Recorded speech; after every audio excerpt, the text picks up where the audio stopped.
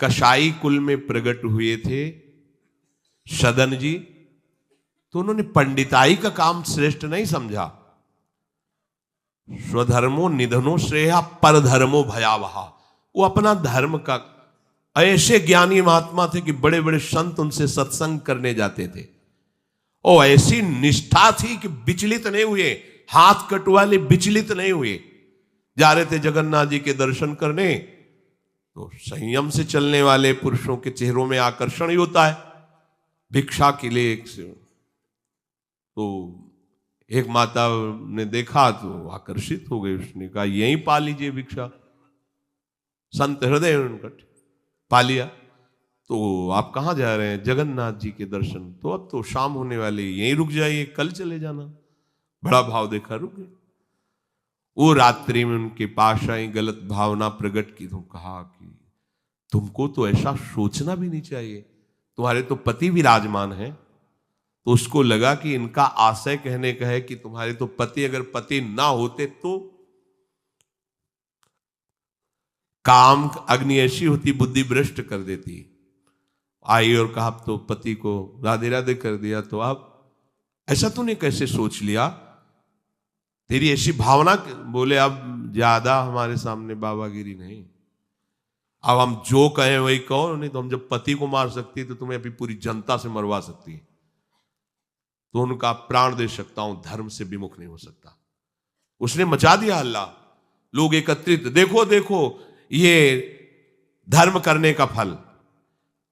मांग रहा था रोटी, हमने इसको बैठ के पवाया और कहा कि आज रात्रि यहीं रुक जाओ। रात्रि में रुका, हमारे साथ गंदा आचरण करना चाहा, पति ने विरोध किया, पति का गला काट दिया। और जाल रचने में माया को देर लगती है क्या?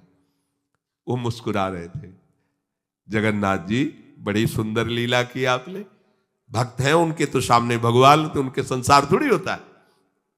भक्त केवल भगवान को देखता है, उनकी लीला है जैसा।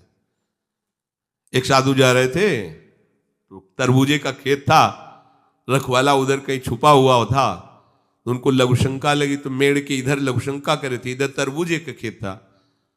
उसने समझा कि कोई तरबूजा चुराने के लिए झुका, तो लाठी लेकर सीधे आया और पीछे से लाठी मारी।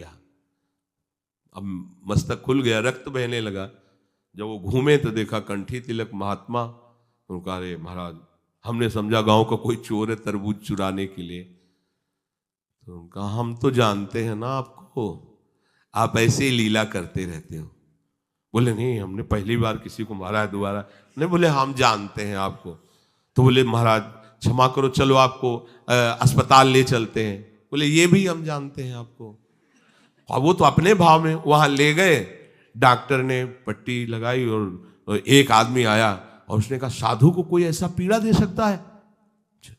तुम चिंता मत करो। गर्म दूध लाया, मीठा करके पिलाया।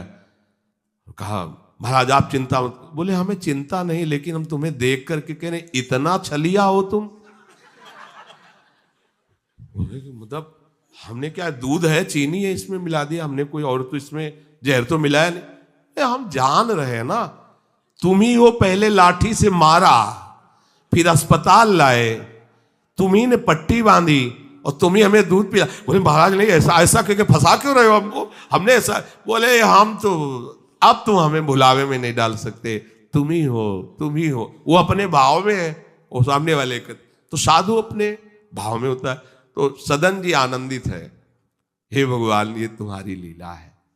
राजा के पास सुबह पेश किया गया उनको बांधकर। उनसे पूछा तुमने अपराध किया?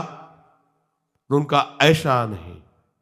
बोले ये आपके, तो बोले जो कह रही है इसमें भी भगवान की कृपा है। अब वो इस बात को समझ नहीं पाए। एक बार उन्होंने कह दिया ऐसा नहीं, पर जब दोबारा कि ये तो सत्य कह रही, तो उनका ये भी भगवान की इच्छा होगी, इसमें भी भगवान की कृपा है। तो बोले इनके दोनों हाथ काट दिए जाए। साधु है, प्राण दंड तो नहीं, इतने हाथ काट दिए गए, छोड़ दिया जगन्नाथ जी के सामने। हाँ प्रभु, हाथ तो वही ले लिए थे, ले जोड़ के प्रणाम करते आपको। अब आप तो सब जान ही रहे, अपराध नहीं, इसलिए देखो हृदय आनंदी थे, इतने कष्ट। और ये भी ऐसे हाथ जोड़ने को किया, नवीन हाथ जागृत हो गए। और भगवान प्रसन्न होकर के, भगवान जब बातचीत करते हैं तो यही बातचीत अपने से होने लगे तो आप नहीं सुन पाएंगे, जिससे होगी वही सुन पाए। भगवान ने कहा तुम्हारा हमारे प्रति तनिक भी रोष नहीं आया कि बिना किसी गलती के तुम्हारे ऊपर आरोप और ये दंड। बोले प्रभु हर चेष्टा में मुझे आपका प्यार दिखाई देता है। तो वो करके इतने बड़े महात्मा है कि जहां भयभीत हो जाएंगे भैया वो ऐसे तो हम धर्म से चलते हैं, पर अब सब जान जाएंगे, दंड मिलेगा, इससे अच्छा चल भैया जैसा तेरा। नहीं, प्राण चले जाएंगे धर्म। और कार्य क्या करते हैं, ये अपने कर्म को छोटा मत समझो, चाहे किसानी हो चाहे व्यापार हो, छोटी सी दुकान है, अच्छा है, नाम जप कर रहे हो, 10 20 50 100 जो भी मिले, आटा दाल नमक रोटी खाओ पियो, तुम्हारा परिवार आगे चलकर बहुत उन्नति को प्राप्त होगा। बेईमानी करके अधर्म आचरण कर करो तो भैया देख लेना, ऐसा होगा कि तुम सोचोगे कि हमने पाप किया है। सोचोगे एक दिन तुम्हें बैठ के रोना पड़ेगा अपने परिवार के लिए जिनके लिए तुम पापाचरण करते हो।